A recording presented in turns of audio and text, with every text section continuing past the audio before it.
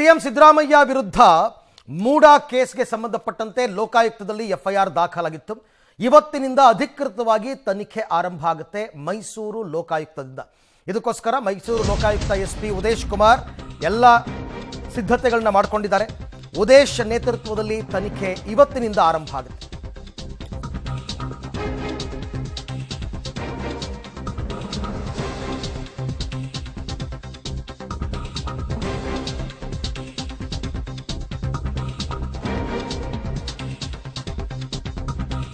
CM Siddaramaiah ವಿರುದ್ಧ MUDA case ಇಂದಿನಿಂದ ಲೋಕಾಯುಕ್ತ ತನಿಖೆ ಚುರುಕಾಗುತ್ತೆ.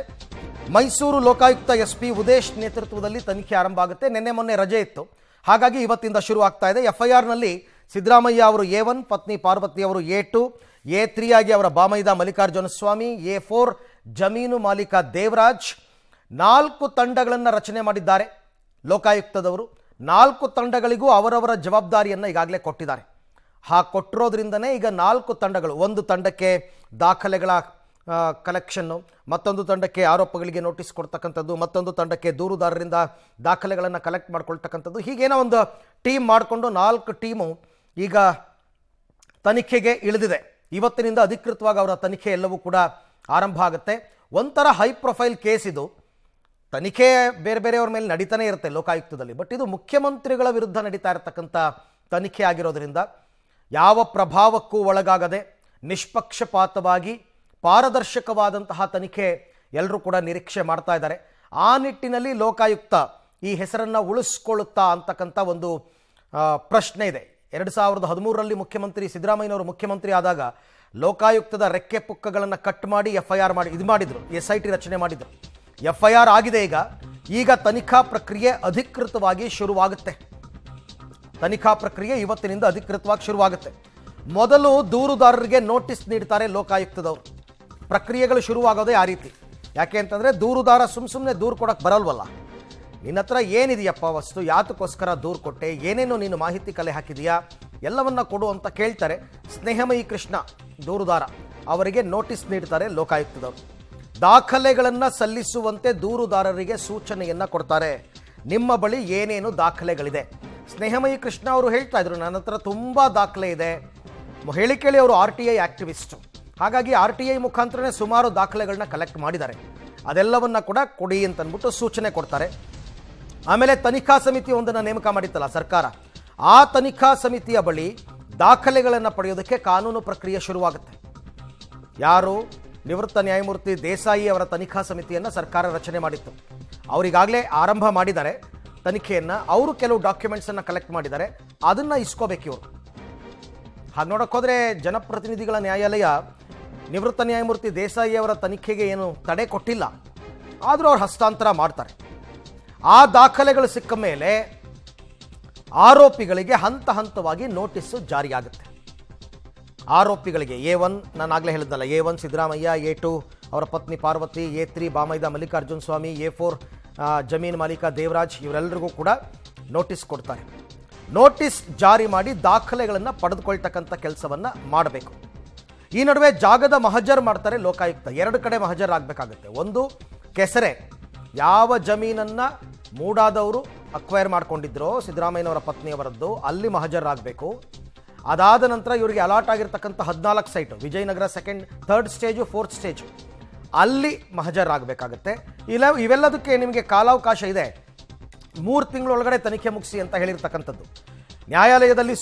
ನ್ಯಾಯಾಲಯದ ಸೂಚನೆ ಏನಿತ್ತು, ಯಾವುದೇ ಒಂದು ಬದಲಾವಣೆಯನ್ನು ಮಾಡದೇನೆ CRPC ಸೆಕ್ಷನ್ಗಳನ್ನೇ ಹಾಕಿದ್ದಾರೆ. 120B, 166, 403, 420, 426, 465, 468, 340 ಮತ್ತು 351 ಅಡಿ FIR ಅನ್ನು ದಾಖಲು ಮಾಡಿಕೊಂಡಿದ್ದಾರೆ.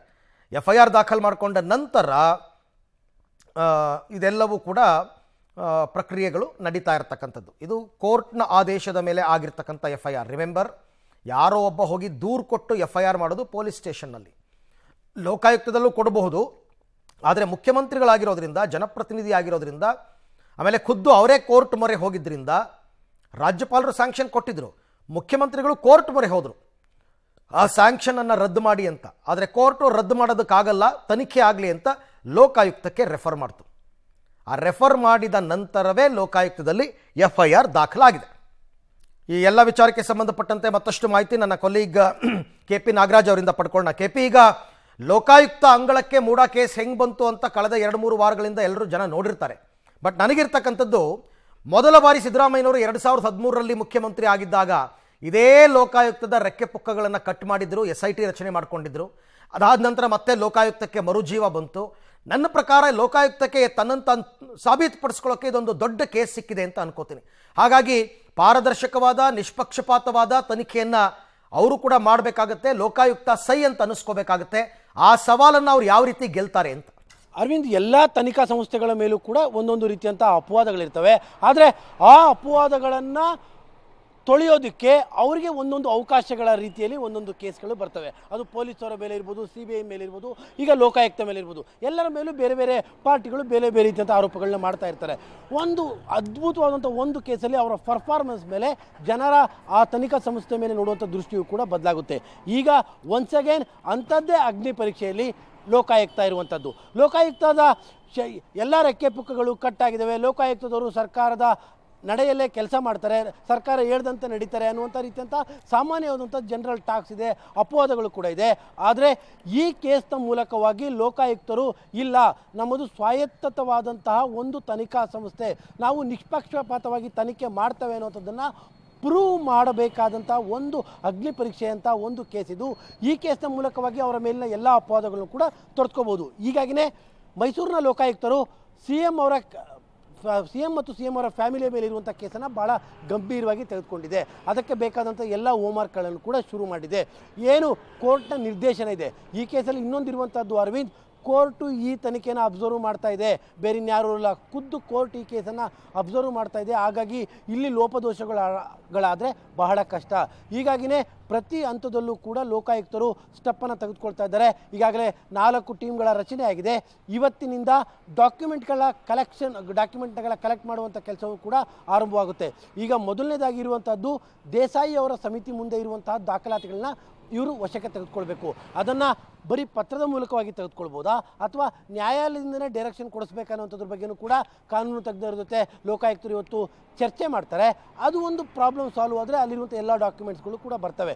ಇವತ್ತು ಅದರ ಜೊತೆಗೆ ದೂರುದಾರರಾಗಿರುವಂಥ ಸ್ನೇಹಮಯಿ ಕೃಷ್ಣ ಅವರು ಕೂಡ ಲೋಕಾಯುಕ್ತಕ್ಕೆ ಭೇಟಿ ನೀಡ್ತಾರೆ. ಭೇಟಿ ನೀಡಿ ಯಾವ್ಯಾವ ರೆಕಾರ್ಡ್ಸು ಯಾವ್ಯಾವ ರೀತಿ ಇದೆ ಅನ್ನುವಂಥದ್ರ ವಿವರಣೆಯನ್ನು ಕೂಡ ಕೊಡ್ತಾ ಇದ್ದಾರೆ.